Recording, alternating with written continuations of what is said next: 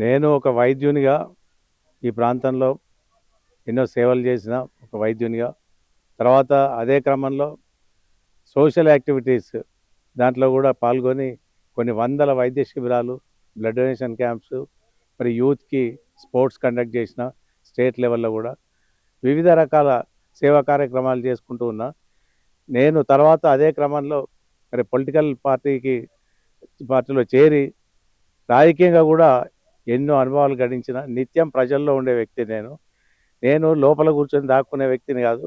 నాకే పదవి లేకపోయినా నేను ప్రజల్లో ఉన్నా. ఎంతోమందిని ప్రజాప్రతినిధులను చేసిన, ఎంతోమందికి సహాయం సహకారం చేసిన. నేను లోపల ఉండడానికి అంటే నా మీద వెతికినా కూడా ఎక్కడ ఏ రకమైనటువంటి తప్పు దొరకదు కాబట్టి ఇదొక తప్పుడు ఆరోపణ. నేను లోపలేసి కూర్చుంటాను కాదు.